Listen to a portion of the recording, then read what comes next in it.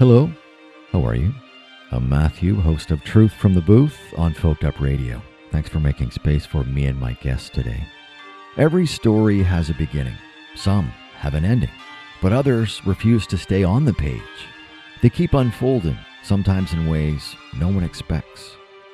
Back in late April, I had the privilege of speaking with Dee Fraser. After nearly 18 months of being unhoused, Dee had finally moved into a place to call home. For 30 minutes, Dee spoke with remarkable honesty about survival, uncertainty, and what it felt like to finally close the door behind her and believe that perhaps the hardest days were over. Or so it seemed. A few days ago, while scrolling through my own social media, one post stopped me cold. Dee was moving again. Less than 3 months after finding housing, life had shifted once more.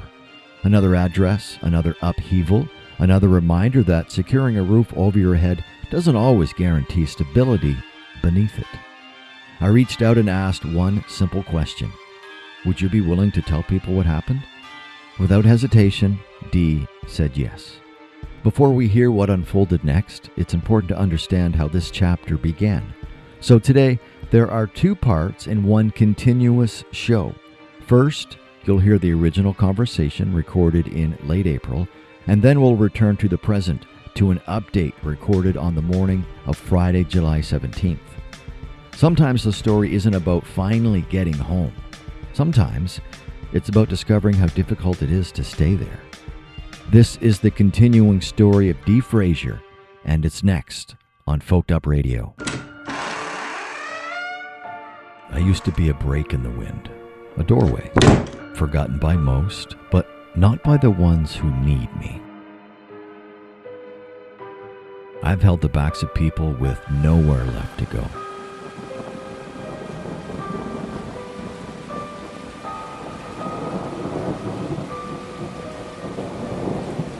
Kept the rain off their faces, gave them a few hours where the cold didn't bite so deep. Boots lined up where welcome mats used to be.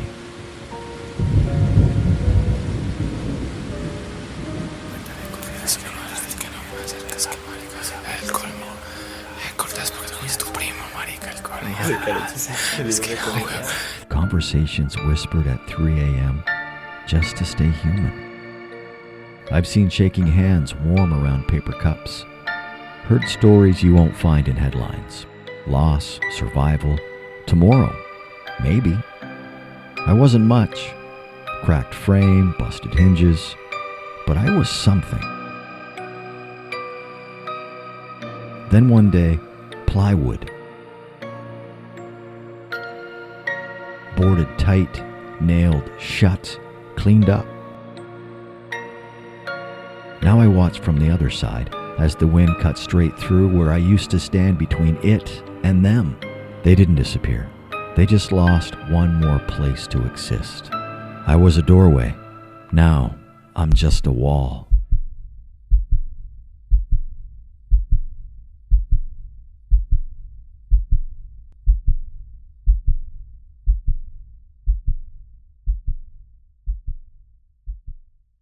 First of all, welcome to the broadcast. I appreciate this. No worries. I think it's important to share the stories of individuals who have experienced, whether they're experiencing it in the moment or it's from months past. But we're here to pull back the curtains on Dee's life. So let's just start off by letting people know that you do have a full-time job. You are inside.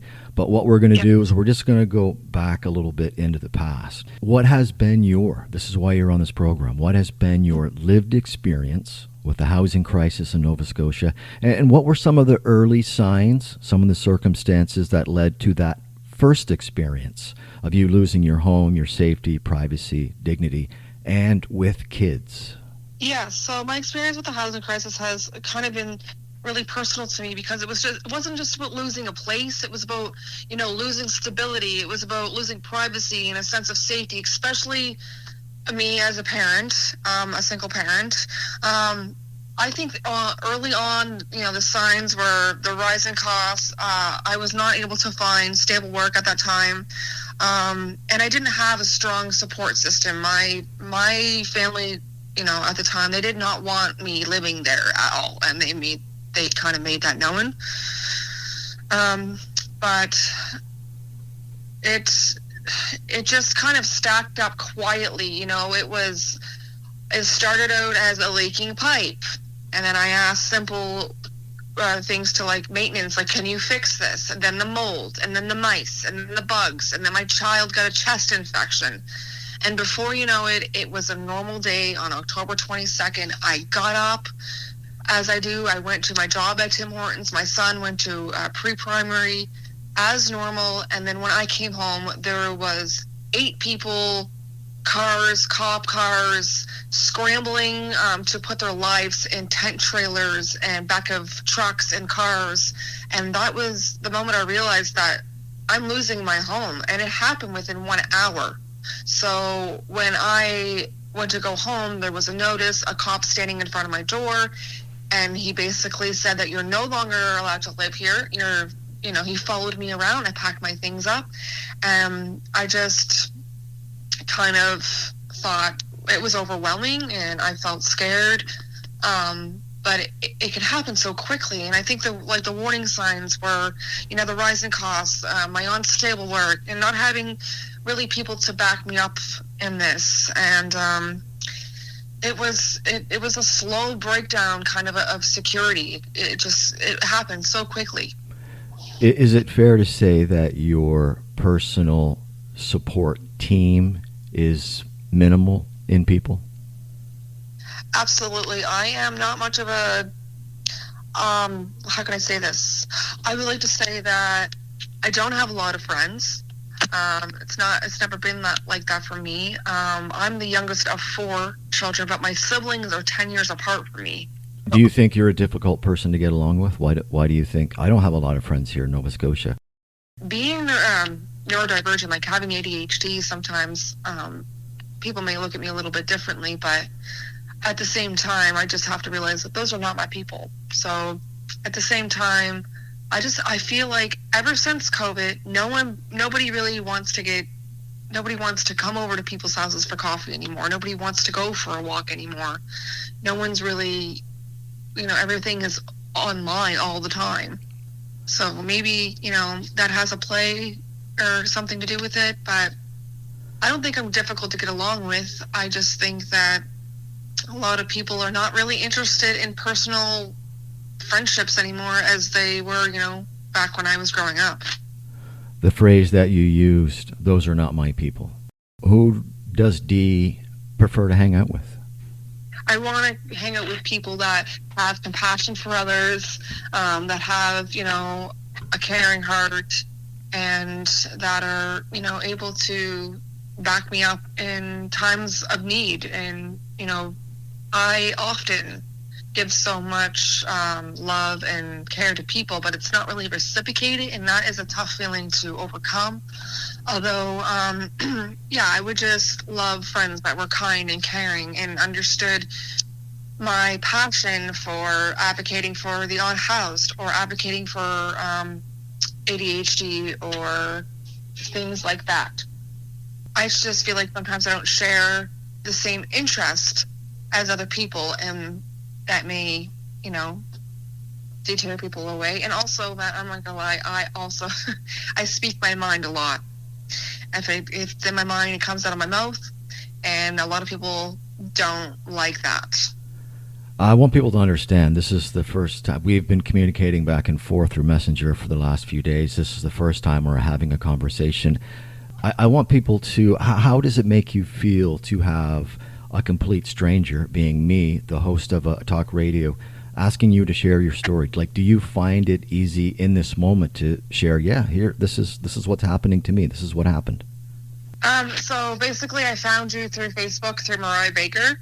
Mariah Baker was doing a project back in the wintertime and on the unhoused, and I often felt like my story didn't have enough depth to be shared at times, but through Mariah's encouragement, she encouraged me to reach out to you and told me that my story is worth sharing. There's many types of homelessness, and being a parent, that I should speak up.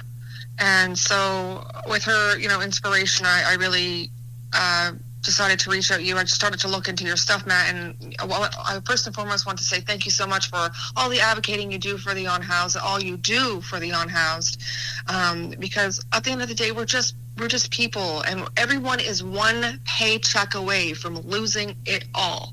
I kind of found you through Mariah, and she encouraged me to really speak up. And then I found you and checked out your channel, and I checked out Lindsay's interview there, and all of a sudden I felt like I belonged somewhere. Like these people knew what I was going through. I felt like, oh my God, they understand.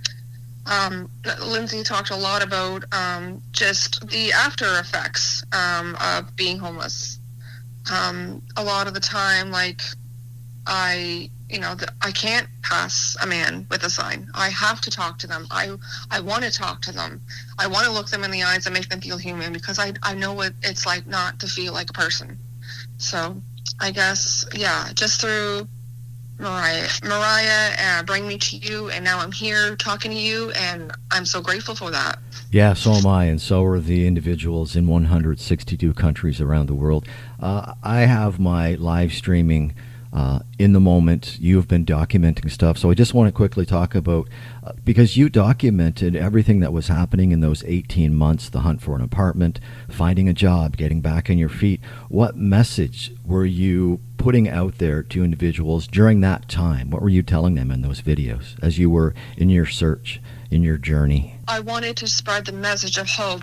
I was determined to let people know that just because you landed on hard times, this is not your whole story. It is one chapter in your book, and you can rise above.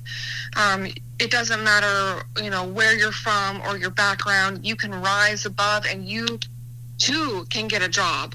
You too can get this apartment. You too can connect with a housing worker. That's how this really all started. Is I got connected with a housing worker here at the Family Resource Center here in Windsor, Nova Scotia, and that's when things started to happen. But it was a long, hard road.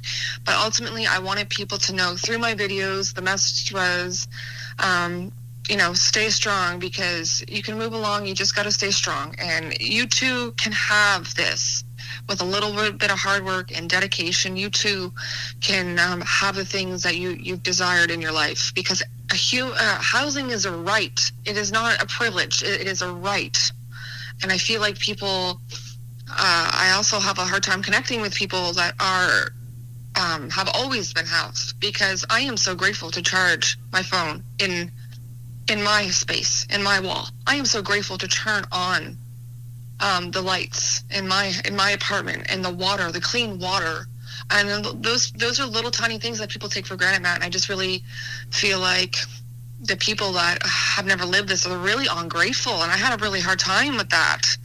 Like, why aren't you grateful that your beautiful house and your car and your lovely family, you know what I mean? And so I just wanted to spread that if I can do it, the message of I can do it, you can do it, and we are going to get through this. And ultimately, a girl on TikTok who was in the United States messaged me. She was in Mississauga. Said that, I watched your videos. I'm actually in the tent right now. I've got a little bit of a Wi-Fi connection, but I actually watch your videos. I bawled because that's what I was trying to do. I wanted to let the mom that was stuck in the tent, that with a little bit of Wi-Fi that she had, to know that she too can get out of the tent, and she too can get connected with resources, and she too can rise above. So that's kind of my message, is to we can do this together. We're in this together, and we can rise above all of the hate and all of the things against us. Absolutely. Mostly. Yeah. No, Dee, that's just perfect. I think if I had a panel, which someday I'd love to put a panel together, have an open house, I think the most important people up on the panel are not the politicians or the professionals, but people who have actually lived it. People actually need to hear the message that you're saying today is just fantastic. That's why I do this show. That's why I have people like yourself on this program. So again, I appreciate it. And just getting back to the advocacy work that I've been doing here for like the last 4.5 years, lots of triggers for me. And without getting into anything specific, I don't want you to talk about things that, set you off. But during that 18 months, are there still triggers for you today? Absolutely not. So certain things set me off, like seeing tense people struggling outside, or even conversations that minimize the unhoused. Like, it brings up a lot of when I was triggered, I tried to ground myself, remind myself that I am safe now, because I have extreme PTSD, and for about, I don't know, it took about a year. I've shared a video where I'm taking cloths out. It hit me at the random. I was folding my own clothes, and I hadn't really had my own clothes and my own towels, and I just started to bawl, because I thought, oh my God, here I am, I'm housed, I did it, me. And then it sinks in. What about the people that I left behind? What about the person I met in the Family Resource Center that is just looking to house her 2 children? What about her, and how is she doing? So I just think when it comes to triggers, it's sometimes I step away, and sometimes I talk about it, and sometimes I let myself feel without pushing it all down. But I think it's important to remember that it's one paycheck away. Everyone's one paycheck away, man. Everyone can go homeless. It's not, it can happen to you too. So I think the trigger part is just, especially when people online, I really got to hold myself back. When they talk about homeless people like they're garbage, we're humans, we're people. And I just want to say to you, this can happen to you. If you think that this can't happen to you, what if you had a fire in your house? What if you couldn't pay your rent? What if you've lost your job? Those are things that could contribute to homelessness. And it really triggers me when people, say, oh, just go get a job. And when they don't realize that to have a job, Matt, you must have a stable place, because it is work to go to work. And I don't think that people will throw, you need to go get a job. Well, I was in a rural area with 2 small children, and I did not have a license. My mom doesn't have a license, and my dad was at work all day. So I couldn't go get a job. And I just really feel like people, if at most, when you walk by somebody that is holding a sign, can you look them in the eye and treat them like a human being, at least? Not like a piece of garbage. So I think the things that set me off were the tents, people sleeping, summer's coming up, it's going to get so hot. You know what I mean? If I had a car, I would literally go and pass out care packages with things that may keep them hungry or cool, or keep them fed and not hungry. But I think, back to what triggers me is just people minimizing other people's experiences, and also thinking that we're all on substances, because not everyone that experiences homelessness is on a substance. Sometimes we just hit a really bad time in our lives, and I just want people to, like I keep saying, it can happen to you at any time. Most of the guests that I have on here, when they're describing their life, my heart's just racing. So I really hope this is hitting home to the people that are listening, wherever you are listening today. But you made reference to just this overwhelming feeling of joy, just folding laundry. So can you take us to the other extreme, and in whatever detail you want, tell us about the feelings that go through you when those same belongings are destroyed in a flood? It honestly, I'm not gonna lie, it makes me teary-eyed to think back, because I woke that day. I went to work. I had found a job at the local Tim Hortons in Mount Uniacke, Nova Scotia. I felt proud that day to get up, to put on my uniform, and to finally contribute to the household. Yet I was on assistance, but the people that I was staying with I received $400. And that is all that they took all of that. So when I felt really proud to go get myself a job and to maybe earn a little bit more money to contribute to the household. But when I arrived that day, not only did I lose my job because they didn't think I was the right fit, but I walked into a flood and I was grasping. It felt like my heart was pounding. I was sweating. My son was upstairs, and he was asleep at the time. And also my daughter was upstairs as well with my mom. But the feeling of, I just got a job, yay, and then, oh, by the way, you're going to have, sorry, psych, your belongings are all gone. And also, when I moved from Windsor, we call it here the old hospital in Windsor, I didn't have very much stuff to begin with. So a lot of the stuff, I had to leave all of my coaches, all of everything, my coaches, my chairs, my TV, everything. That it had mold and bugs, and it was disgusting because the building was not fit to live in. But that day, Matt, when I walked in and the water was rushing, my heart started to rush. And then I came to a realization that for the third time, I was going to have to rebuild my life, not only my life, but my kids' lives. And I was sweating, and my hands began to get clammy, and then I started to get a bag and start to put shoes and whatever I could as the water was rushing past me. It was, it didn't smell that great, but I didn't care because I had to. For me, it was like collecting the last little bits of my life and putting them into a garbage bag because that is all I had to hold on to. And I think that's what people need to realize, is that some people don't have what you have, and people need to be not so hateful. They need to be grateful for what they have, because there's people shoving their lives into a garbage bag in 8 minutes. So the feeling of overwhelm, the feeling of anxiety rushing over me, my heart pounding, my palms sweating, and I'm drenched, and just the feeling of overwhelm because I had to rebuild my life again. When you lose all your belongings, when your living space is destroyed, and an option for whatever length of time is couch surfing, how does couch surfing, how does a situation like that divide a family? So basically, I had been dating my boyfriend at that time for 5 years. So, I was able to stay with him at his parents' place, but ultimately, again, they didn't really want us there. But that moment was chaos. It wasn't 10 minutes isn't enough to gather your life. You're not thinking clearly. You're just grabbing what you can and hoping you didn't leave something important behind. But I think it divided me because me and my parents' relationship went down the drain. We didn't have a relationship. We stopped talking. It really drained my relationship with my boyfriend.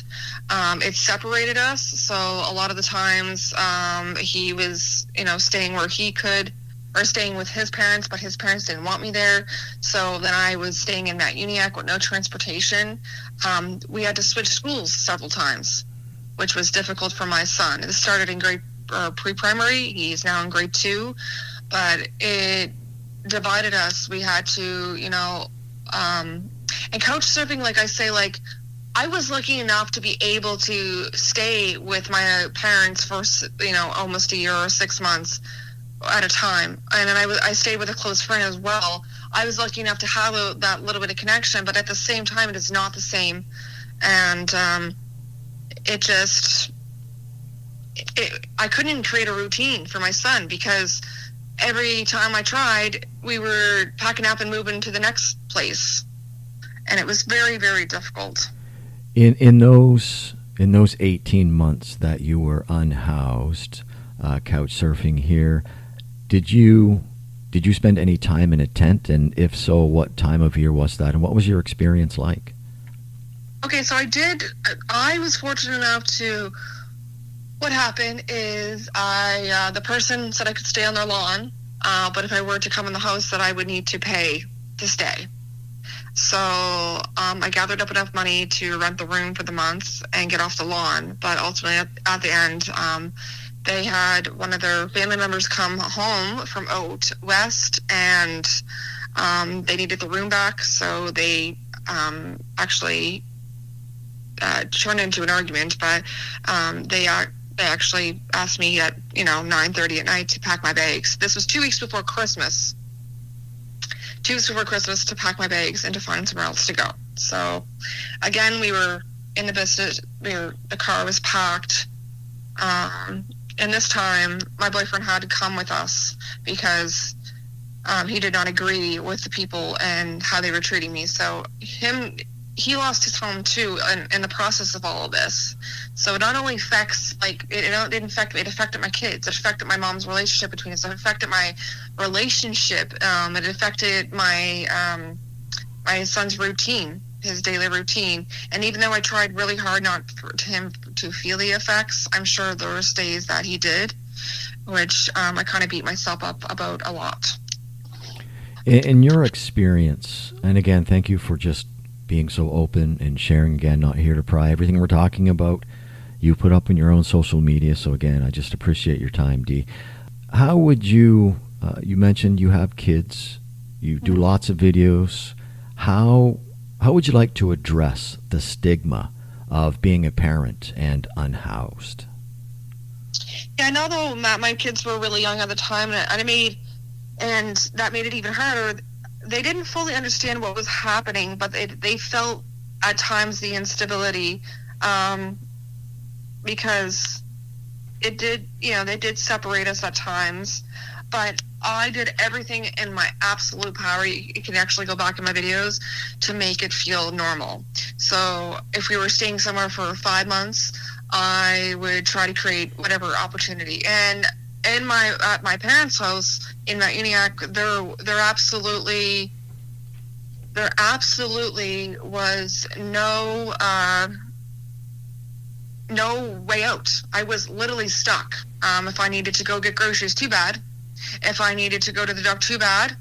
I couldn't go to the doctors. The simple things that people do, go to the store to get bread, couldn't do that. I always had to rely on somebody, so that really made it difficult. But I tried to make it as normal as possible, and it really hit home when my son said, like, you're the best mommy. He said, you're a strong mommy because you did whatever. He goes, I always had clothes, I always had toys, and so although I beat myself up constantly about that, I just think parents need to understand that this happens to people. You're not a bad parent because on an unfortunate event like a flood happened. That's not your fault. But I think we need to end the stigma. Parents don't want to speak up because they're in fear of losing their child or somebody calling CPS on them. We need to stop doing that. We need to look at the mother and say, what can we do to help, and gather around her and support her, not push her away, because oftentimes what happens is people lose their children because of a situation like this, and they might then turn to substances because they don't know what to do anymore because they have fought and fought and fought. So we need to stop and get to the bottom, and we need to find a solution. Maybe some mental health supports for the mother or even a child, but we need to support, gather around, and love this person, because ultimately at the end of the day, nobody asked to go homeless. And I just think that we need more supports, and we need to stop assuming that this parent is, on a substance and that's why they lost their home. It can happen to anybody at any given time, and I just think that's really, really important to understand. And yeah, all we need is love, Matt. We need to gather around. We need to support this person. I was judged so many times, like, look at her. She's probably on this, that, or the other thing. And I was like, no, I had a flood. So you don't know what anyone's dealing with at any given time. So I just feel like we need to have more resources, more support. And if I could create a place where that single mothers could go to get stuff and resources and mental health, I definitely would, because I think it is so important. You talk like you've had this conversation 1,000 times. You're just so insightful, informative, and just bringing awareness is just fantastic. I want to close it out with this. I don't want to take up too much of your time. Then this is Mhm. no secret. I let people know that this is being recorded on a Saturday afternoon and airing on the this 26th day of April. I think it's fair to say that you post a lot of short videos. Is it Instagram or TikTok? What's your favorite medium to go to post videos?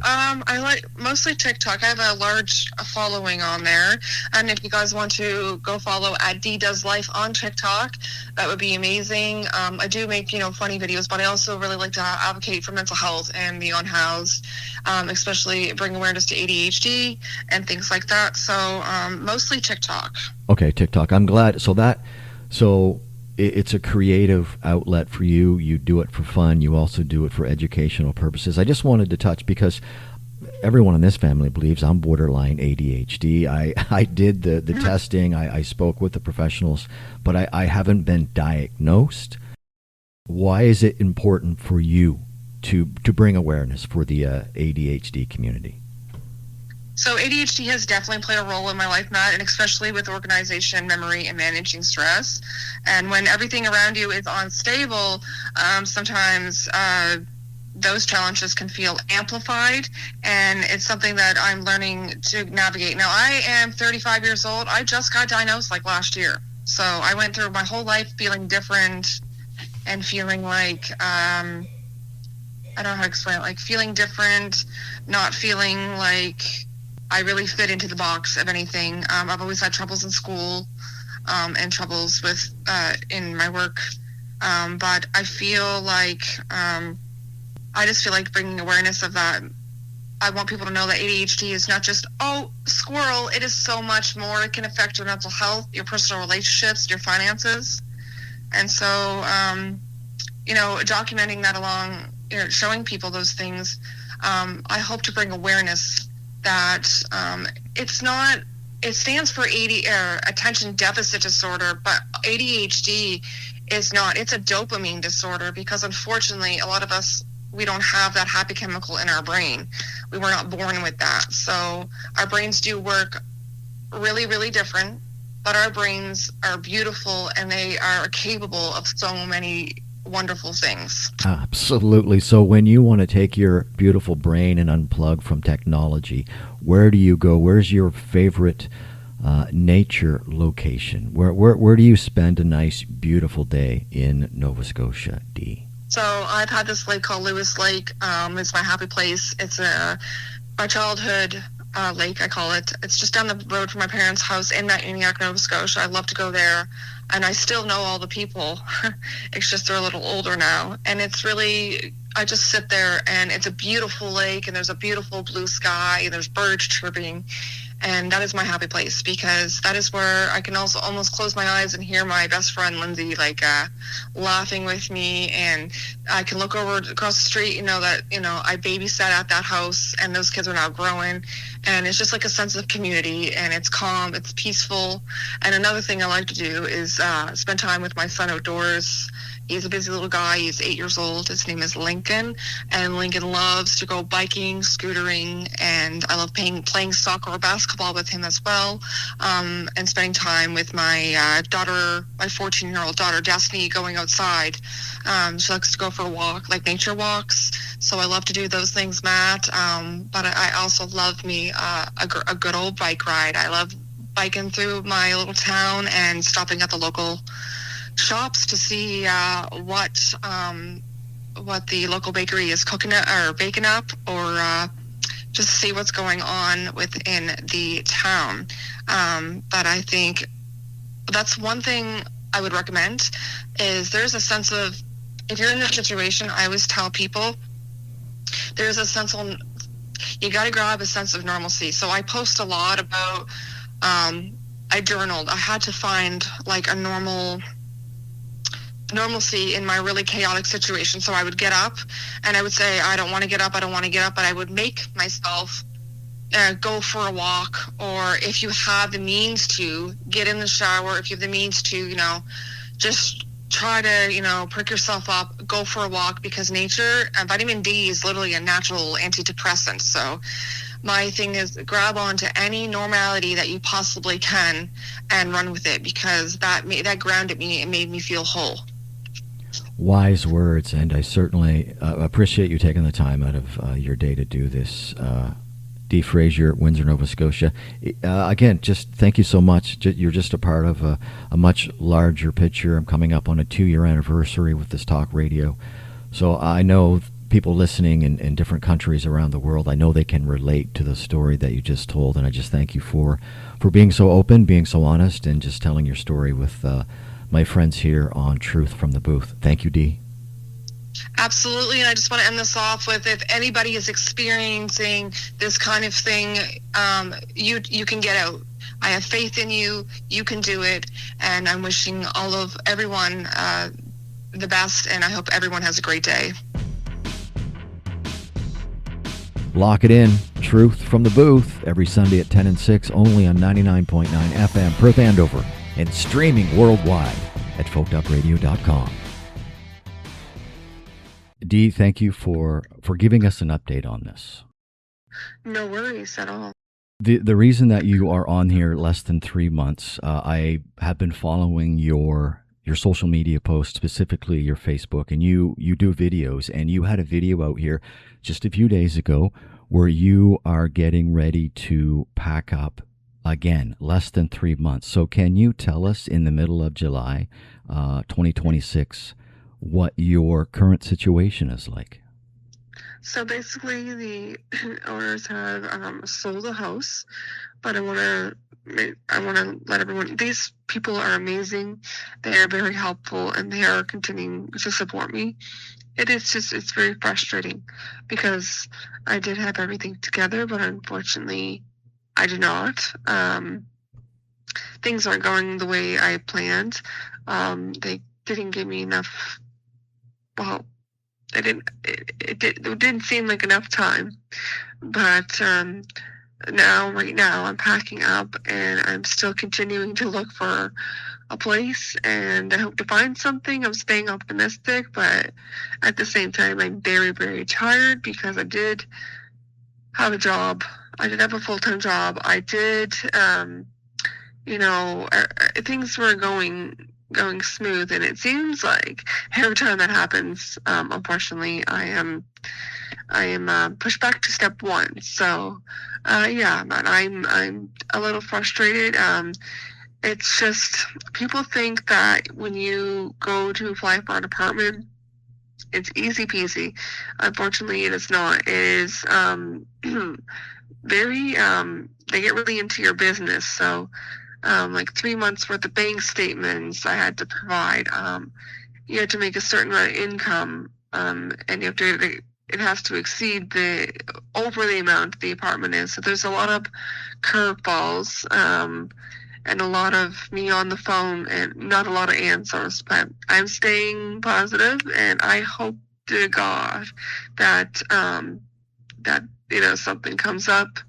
And I do think there should be something that protects renters. If the house is sold, should be like an emergency fund that you can access, or maybe, or I don't know, something in between, because this is definitely, the uncertainty is very not very calming, that's for sure. So there is help out there. It's just a process that you have to burden most of the workload in order to get anything done. Dee, I can hear the frustration, and it's just, Yeah. let's just go back to, again, I don't think people really understand packing stuff up, putting stuff in storage, maybe not having the money for storage, maybe family and friends have to help you out. Can you just talk about the chaos of the logistics of putting stuff back into stores? Like, where are you with that? Yeah, so basically, I don't really have anything set in stone. I do have a viewing, but my landlord has provided a storage unit for me, and basically, I would have to put something in, like, I would have to put my stuff in there if I can't find anything, and then, try to find somewhere to stay. But my goal ultimately is to find somewhere and make an easy transition, but it is nerve wracking because it's such a process. I've been on the phone since like the beginning of like May, and trying to find an apartment, and it's just like I don't know, carrying a fridge uphill. But putting my stuff in a storage is sad because I love this place. We had a lot of birthdays, a lot of Christmases, and I'm ultimately very sad. And if you don't have someone to help you, it is such a process. Because like I'm glad I have their support, but yeah, it's say you have 2 weeks and you can't get the storage unit for that time. It is a lot. There's a lot of calling, a lot of on the phone, a lot of I'm sorry, I can't help you kind of thing. But I'm just trying to put one foot in front of the other and continue. But putting my stuff in storage is really sad. And if you don't have the means to do that, that can be really challenging. Oh, absolutely. I'm really wondering, and it saddens me to think of how this is just another disruption in the family dynamic. How is it affecting? Yeah. How is it affecting you right now, Dee? So honestly, I cannot sleep. I didn't get to sleep before 4:30 in the morning. I'm packing, but I don't really have like a clear direction. I'm waiting for a few apartments to call me back, and hopefully somebody does. But it disrupts, thank God. One thing I have on my side is it's summertime.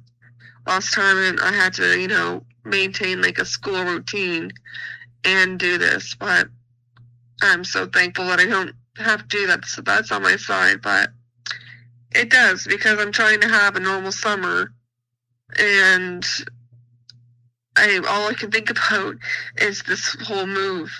And it does disrupt my entire life. Like my life's in boxes right now, so I am currently eating and washing my dish and then putting it back. It disrupted my whole life a little bit, but I'm glad they're there to support me. It's just certainly frustrating and kind of a life throws you lemons kind of situation.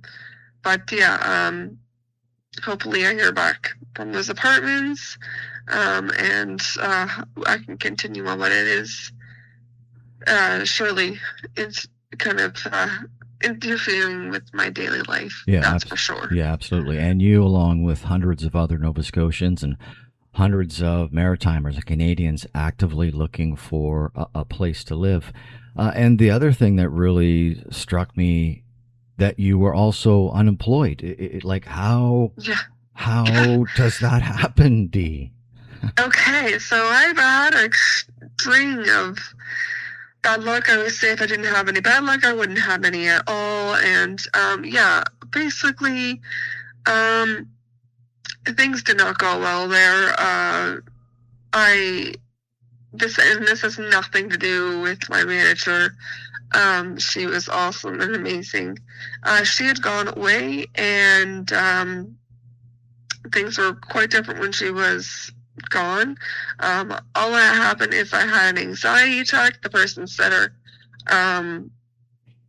if you're going to be basically doing this, then you're done. And I said, done for today. And she said, no, done forever. So that happened, and then I got home, and I got a text to go upstairs because I live in the basement. My landlord lives up top, and they said that they were selling the house. And then after that, my family dog that I had since I was 17 passed away. Oh, so, my God, Dee. Yeah, they say things happen in threes, and I know that, like I said, I've been following your post, and I know what it's like to lose a pet, and wow, you're just getting kicked around, Dee, and I'm just so... I think it's important for people to hear this update, but my goodness. And again, people can only take so much trauma at one time, right? Yeah, so, and that's another thing that I went to therapy like every Thursday for about 6 months, and I worked really hard to get out of survivor mode, really hard. And I'm having a hard time dealing with the fact that now all of the emotions that I, pushed away, I tried to heal, they're on, they're back, and that's so frustrating to me because like what? Like I worked really hard to kind of get where I'm at, and life was just like, no, not today. But no, I do try to stay positive, but Nova Scotians, anybody, like I always say, housing is a right, and we shouldn't have to friggin' put up a fight just because we want housing. It's really shouldn't be like this. And it's so frustrating. The calling, like I can't get any help from anyone until after the 25th. I have to be here on the 25th, and I can't get help until towards the end of the month. And that is so frustrating. I've called a number of places. You can call, I'm very like resourceful. I look at my community and say, like, what is in this community that I can use? And I have called all of them, and it should not hinder you to have a job. Like, I didn't even make enough money as to when I applied for the apartment. I didn't even make enough money for that job to even help me. So I find as a Nova Scotian, I am stuck in this cycle. I want to do better. I want to be better. But the government I feel like it just kind of puts you down time after time after time. And there needs to be some sort of way that I can get out of this, because I don't know, if you work a certain amount and you go, say a person wants to apply for assistance, they account that $400 or whatever that you made, and that hinders people. And there should just be, assistance does need to change the rules for people, because it doesn't match today's society. It's very frustrating, and I feel like the government needs to do better, or we need to do better as a province, or something needs to give. Have you ever thought about, you are born and raised in Nova Scotia, is that correct? Yep. I lived out in British Columbia for 21 years. We've been here in Nova Scotia for 5. The reason we came back was because it was a little bit cheaper to live. Now it seems it's pretty much no matter where you go, it's going to be the same cost of living. Halifax, Vancouver are the 2 most expensive places in Canada. Have you ever thought about a geographical change, Dee, going somewhere else? Yeah, I was literally, I literally said to somebody, when my kids are done school or whatnot, I was like, one day I was like, maybe I'll try somewhere new, because I'm not getting anywhere here. The job doesn't even match the cost of the apartment. So you're constantly choosing between lights and food on the table. And it seems as though we're all stuck in this like cycle.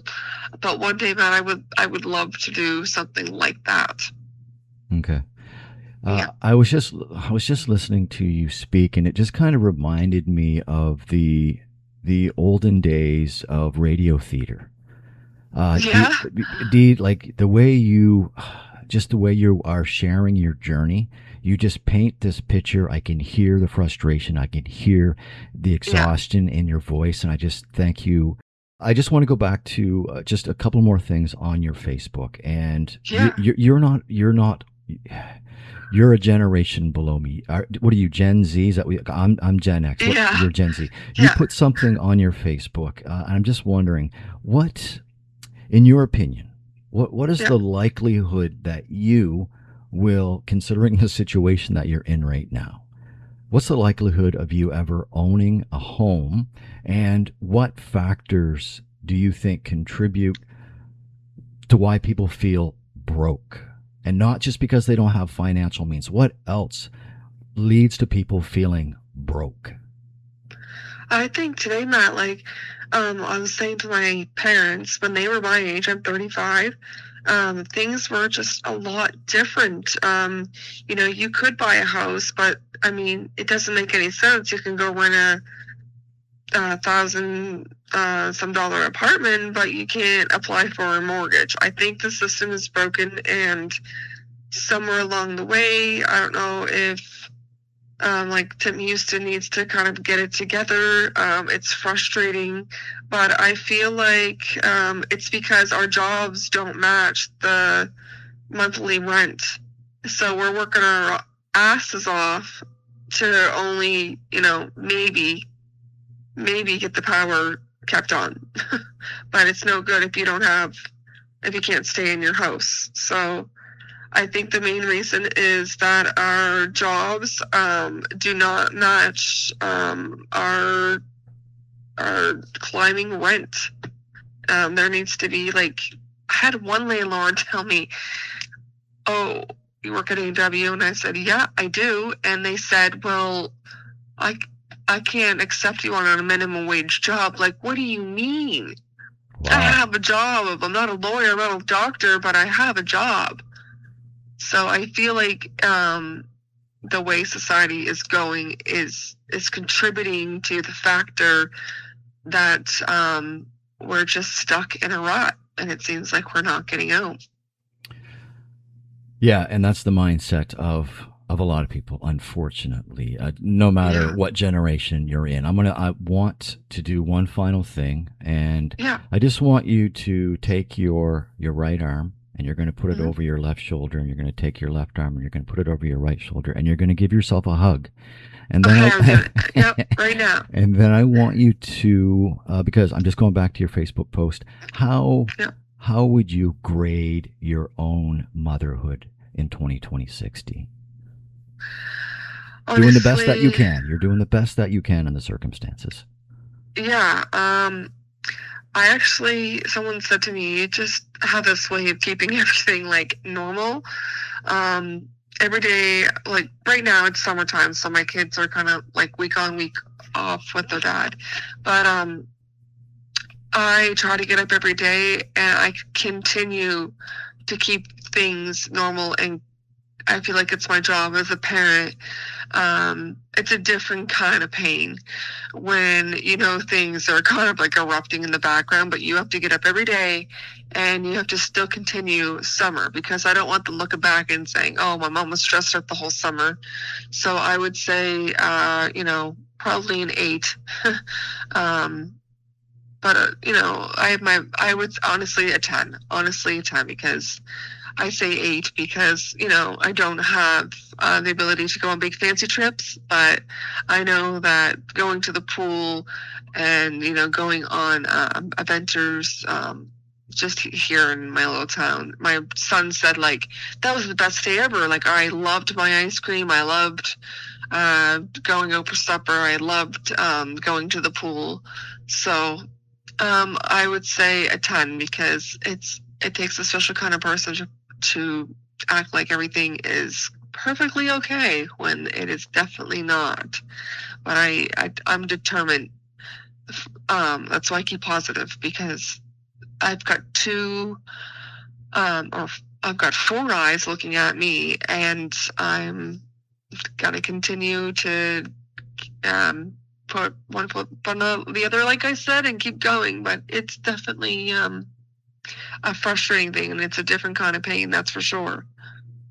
Yeah, and I have heard, and my audience has heard that pain this entire conversation. Listen, again, the reason you're here, this is an update. You were on the show late April. Just so much has really spiraled downward for you, and I'm just hoping that. Listen, I follow your posts, so I know that you are treating yourself to the ice cream and the surprise birthday. So, just family is so important. So hug your family, keep them close, and just love yourself, and I just have a tremendous amount of respect for you. I think your inner strength is just and determination is just remarkable. So thank you for. I'm sorry that I woke you up, but thank you. No, honestly, I need. It's just my sleep's everywhere. Yeah. Just because it's hard to go to sleep at night not really knowing the direction that you are going. And another thing I wanted to tell people, a lot of people will be like, oh, well, you had a haircut. Just because someone looks presentable, it doesn't mean they're not having a hard time. I just don't want to look like my hard time. Oh, understandable. So, no, I get that. Yeah, absolutely. But a lot of people will be like, oh, you got a haircut. You must be doing great. Like, no. Like, my boyfriend went and got me a freaking haircut. It doesn't mean, that I'm not struggling. But I just feel like don't always judge the person, because you never know what your neighbor's going through. Oh, absolutely. And I thank you so much for having me, Matt. Basically right now I am packed. On Saturday, tomorrow I have a viewing, and I'm hoping to God. And also it is frustrating for people that have never really rented an apartment. Like, I don't think my landlord has really had to rent an apartment, so it's quite a different process than it was 10 years ago. Yeah, okay. Or 20 years ago. Yeah. But yes, I will keep you updated, and thank you for having me on the show and caring. I really appreciate you. I really appreciate your audience, and I hope you have a great day. Thank you, Dee. We'll stay in touch. Thank you. All right, no problem, Matt. Have a wonderful day. And now for something completely different.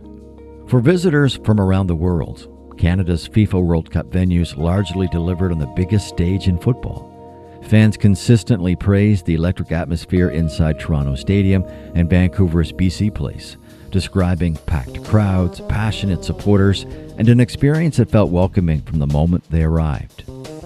Many visitors highlighted the organization, clean facilities, efficient security, and the ease of getting around both cities using public transit.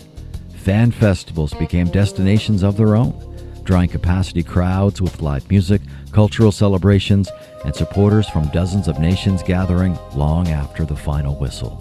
While some criticized high food, beverage, and ticket prices, the overall impression remained overwhelmingly positive.